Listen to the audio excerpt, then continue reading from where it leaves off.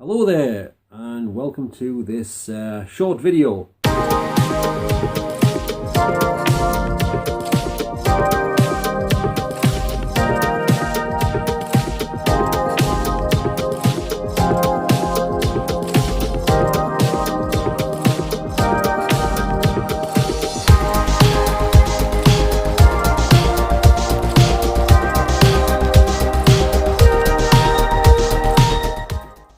I've just got a question. I did an investigation just recently at outside of St. John's Church in Hebburn. It's basically attached to Hebburn Hall, and I also did an investigation outside Hebburn Hall the other night, the actual hall bit, not the church, and I managed to go right round the outside of the building, well, halfway around and round the back and stuff, and I haven't finished editing that video yet, but so far I did catch a few things. So this brings me to my main question here. I would like to know if any of you who watch my videos, if you've watched any of the investigation ones, the paranormal investigation ones, can you tell me, were you able to hear any of the EVPs, the voices that I've recorded on any of the videos? Especially me recent two that I did. One was in Hebburn Park, and like I say, the other one was outside St. John's Church. I often point out in my videos that you have to wear a pair of headphones if you've got some, because that's your only real chance of hearing these EVPs that I record, because the volume level on them isn't usually high enough to be heard, say, from your TV speaker. If you watch YouTube on your TV or on your phone or whatever, you need headphones and you need to ramp the volume up as loud as possible. And I always repeat the EVPs at least about 4 or 5 times, so you get a good chance of trying to hear it properly. Because the more times you hear it, sometimes you start to hear what's being said, because they're not always crystal clear, you know. Some are louder and clearer than others, but a lot of the time they're kind of low. But you can actually hear them, and you can often make out the words. And it's often quite astounding what you hear, you know. I mean, sometimes these people are asking you questions. Sometimes they're answering your questions. They answer you straight back. So this is real. It's not fake or anything. I never fake anything on my videos ever, and I never will. Unlike some on here. There's this one channel on here, I'm not going to say the name, but I thought they might have been legit at first. I watched a couple of their videos and I was thinking, hang on, this doesn't seem quite as legit as I thought. And I watched like a third video of theirs, and they were in like a forest, in the dark, in the woods, and the younger guy and an older guy, and he's going, David, can you hear whispering, David? Can you hear it? There's whispering.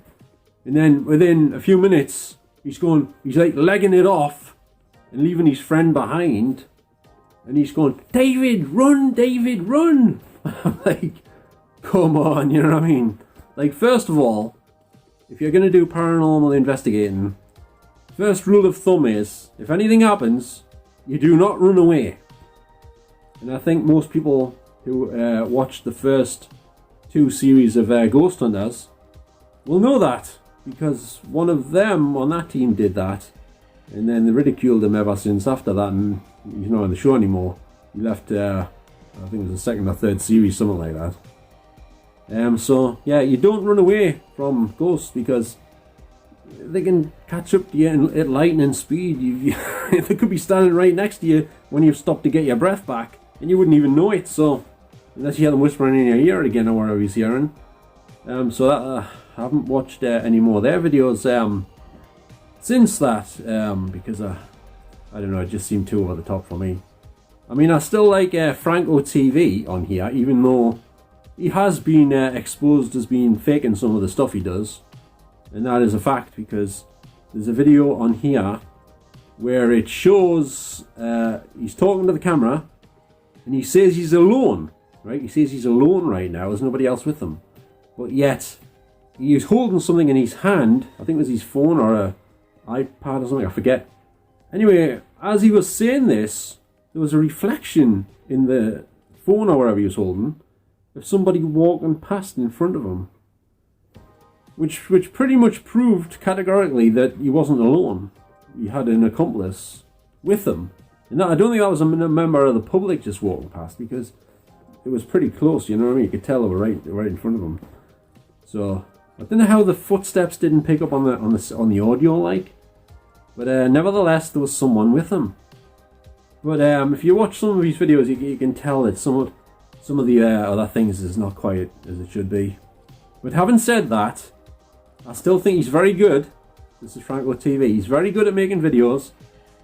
And as I've said before, and I'll say it again, I love the fact he goes in mausoleums and cemeteries all the time, because we don't have any mausoleums here in England. And if we do, they certainly don't look like the ones in America, like what you would find in the movies, the Phantasm films and all that. Them sort of mausoleums. Or in that film called One Dark Night, which I think was filmed at Hollywood Forever Cemetery in California. Because there's a huge mausoleum in the middle of that cemetery. That was a good film, by the way, if you want to check that out. It's called One Dark Night. It's about some sort of magician type guy passes away, and he's buried in the mausoleum, and he's still got powers and everything. He's like coughing, comes out of the, you know, where the slotty into the wall in the mausoleums. It slides out there, it opens, he comes out, and there's like electricity coming out of his eyes and stuff, and he makes all the corpses like come out of the walls. They're not like, he sort of makes them move, but they're not alive. They're just like moving, coming out of their coffins and stuff, and going down the corridor and stuff, scaring the crap out of people and stuff like that. It's very eerie and very well done. I think it was made in like 1980 something, I forget which exact year. But I first got a copy of that film on VHS years ago in a cheap shop in Jarrow when Presto's used to be there. There was a little shop in the corner, I think it was called First Winner.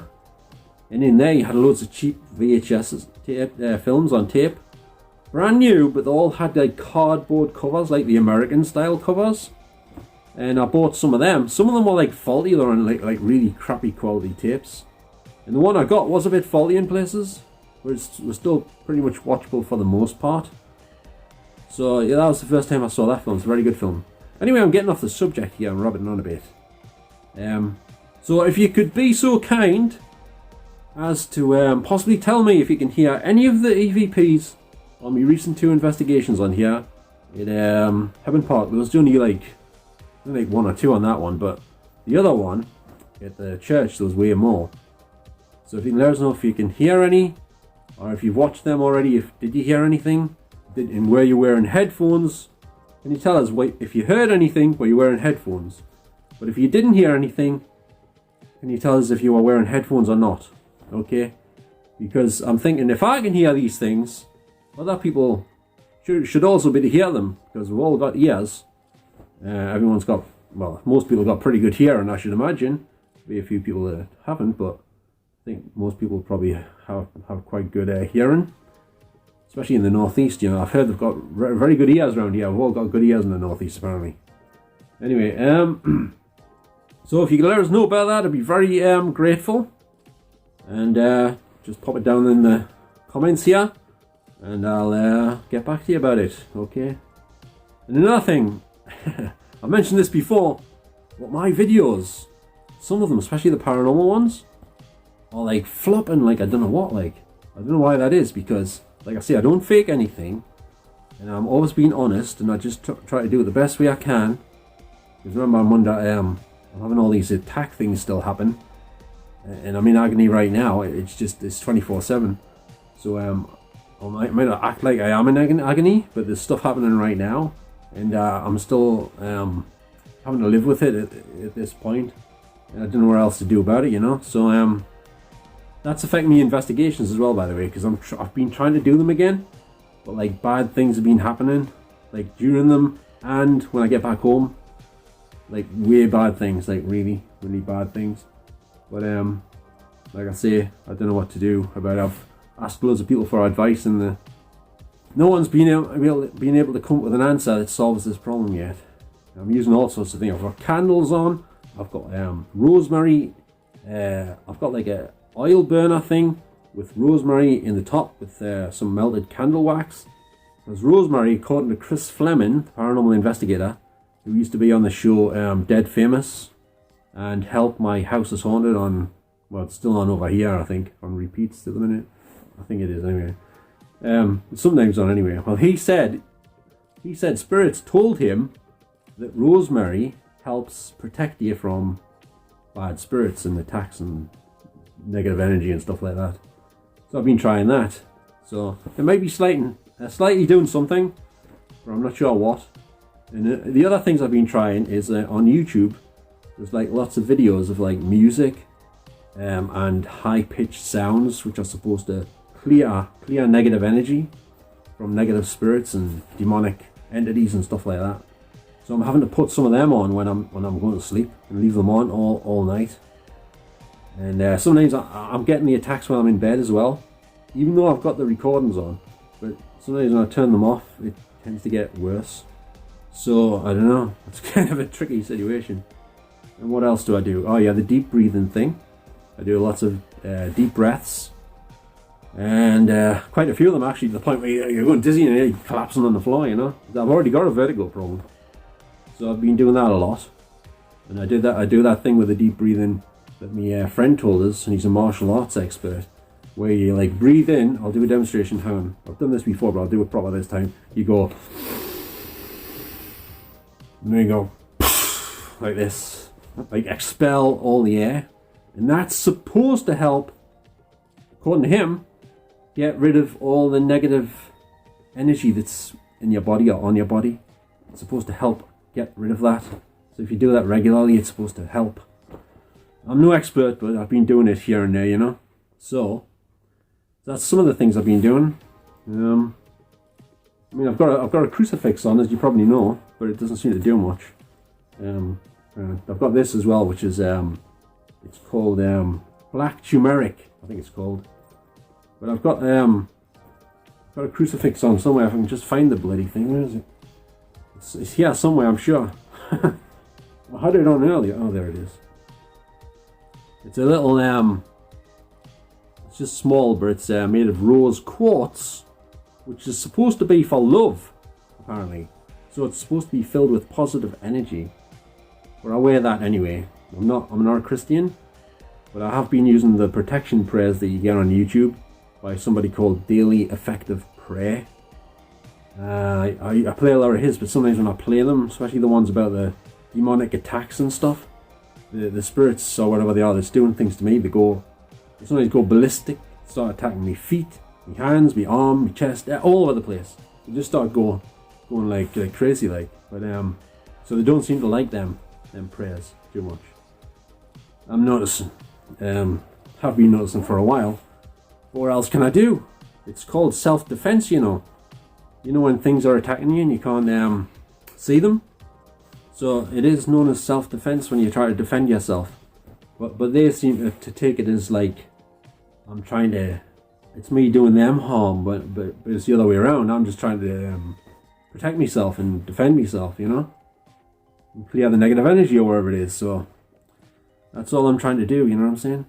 And the last time I made a video talking about this stuff, for some reason I got like quite a few dislikes, more dislikes than likes. And I was kind of puzzled because I was only telling the truth. Like, I wouldn't come on here and lie to people, you know what I'm saying? I'm not the type of people to lie, the type of person, rather, to lie to people. So, I was kind of puzzled why I got all the dislikes, but I guess that's the way it is. Most people don't believe in ghosts, and they think, yeah, like, I don't know, I'm making it up or something, which I'm certainly not, because it's only getting us negative attention. So what would I gain from telling everyone what's happening to us just to get like negative attention, like dislikes and stuff? No, I'm going to be me, and I'll say it how it is, you know. So, and there's another thing I should mention. After I did, when was it?